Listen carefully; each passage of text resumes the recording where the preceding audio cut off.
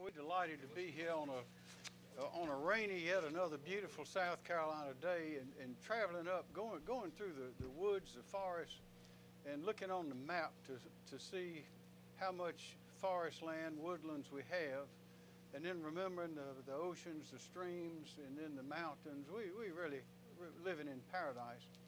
And one way that we discover more about the greatness of South Carolina is by going out and seeing nature.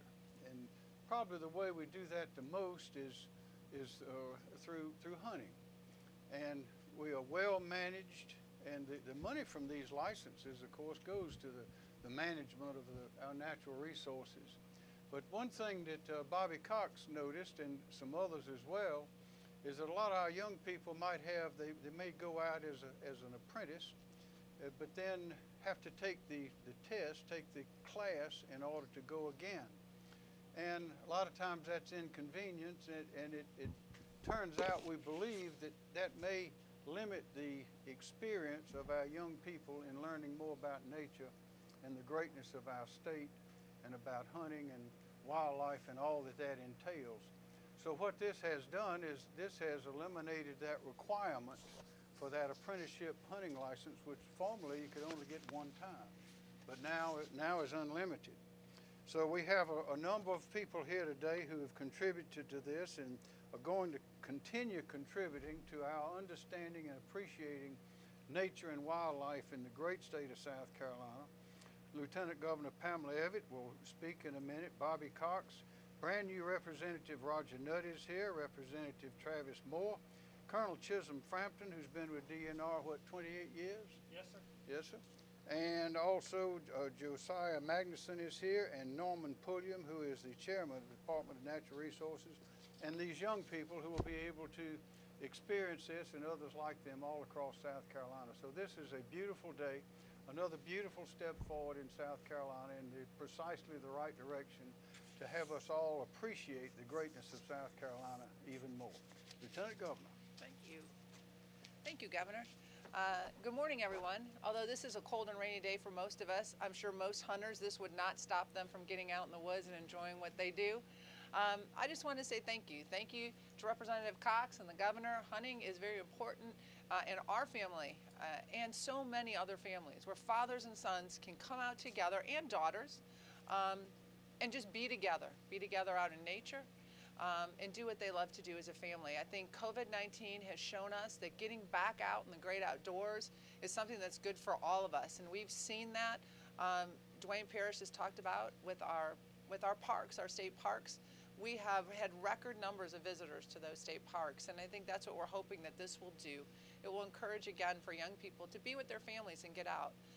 Thank you to DNR. You know, the licensing, and well, I should say thank you to the hunters too, because as the Governor mentioned, the proceeds from those licenses go to help keep our state, these areas that are wooded, we keep them preserved so that we can have generations to come enjoy what we have here today. So thank you so much for all you do.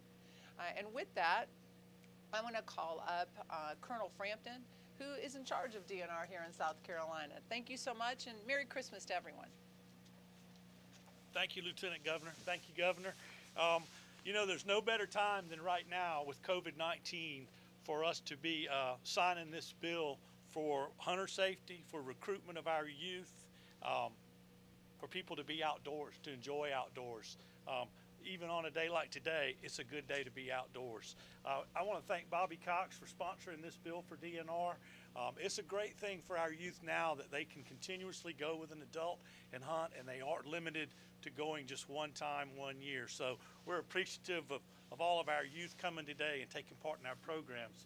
And with that, I'll turn it over to Representative Cox, who sponsored the bill. Thank you, Colonel. Okay. All right. Well, great. It's great to see everyone out here today. Thank you, Governor McMaster, for putting this together, coming up here to be a part of this, to show the importance of it. It's great to have the Lieutenant Governor here as well, and really just, you know, what a day for a bill signing. It's a little untraditional compared to the rest of the ones that we usually see in the State House, so it'll definitely be a little memorable going forward. Yeah, this is better. It's always good to get out and be out and about. I do want to recognize my wife. She's in the crowd here, Jocelyn Cox, and of course, rookie fail on my part. On halfway here, I told her the ceremony was going to be outside. She thought it was going to be inside, so it might be an even colder ride on the way home, because I didn't let her know it was going to be outside until later on in the day. But I tell you, this is a great day. As my first sergeant used to say, cold weather and hardship builds character. So I think we're getting a lot of character today here with this bill signing. And so it's great. I did have an hour-long speech planned, but you got to read the crowd and the circumstances. So I want to keep it short and sweet, but I do want to recognize some incredible individuals and groups that really contributed to this effort, brought it to my attention, and then we made it and got it across the finish line. So first, I want to thank the incredible organizations that are daily in the trenches to help protect not only our resources, but also to continue to expand our outdoor sportsman's culture. And some of them are here today. I first off want to recognize the Congressional Sportsmen's Foundation. They're really helpful. They're not here today though. But one of them is here is the National Shooting Sports Foundation, which is represented by my good friend Trevor Santos. He drove all the way up from Georgia here, and so it's great to see him. I actually worked with him prior to joining the political world, and so it's been a joy to partner with him and his organization to help out. We also have the National Wildlife Turkey Foundation, which is headquartered in Edgefield, South Carolina, represented by Joel Peterson, another great asset not only for the state, but for the entire country when it comes to conservation. So it's great to be here. I think you brought a family member as well. So I tell you, hunting is definitely a family business, so it's great to have you here. I also want to thank the great partnership that we've had in DNR for this effort and also for hosting us. I want to mention my colleagues that are in attendance as well. The governor's already mentioned them, but we have a great delegation here from Spartanburg. It's the second best delegation in the state, right behind Greenville, which is where I'm from. But it's great to have them here and be a part of it, and shows how dedicated they are to come out here on an off day to show the importance of this bill. So this bill passed the House 104-1, and it passed the Senate with 40-0. And I actually have an invitation to that one House member. We're actually going to go out and take advantage of this Apprentice program. We're going to go hunting one day, so she's already committed to that, which is great. But I've enjoyed working with Chairman Davey Hyatt, as well as Chairman Bill Hickson on the Ag Committee in the State House, as well as Chairman Chip Campson on the Senate side to get this through, as well as DNR. And I tell you, as a brand new legislator, this has set my expectations working with the DNR, the governor's office, the Senate, and the House. This is the way things work when you come together for something that we all can get behind in a bipartisan effort. So we're very happy to see this. So this will address, as the governor said, young people to get outdoors. We're losing hunters by the dozens, and this will increase that generational gap and bring out folks to enjoy our outdoors and continue to contribute to our outdoorsman heritage. So I'm very excited about that. As before, they can only have one chance in 1 year to do it, and so they may go out and sit in a deer stand all day and not see anything, or come out and hunt on a day like this and be like, hey, hunting is not for me. But this really opens up the opportunity under the tutelage of an experienced hunter to actually go out there and really become hunters for lifetime. And so that's what this is doing, and we're very excited about that. So I'm excited to keep working with DNR and these great organizations to continue this conservation effort going forward. Thank you very much for being here.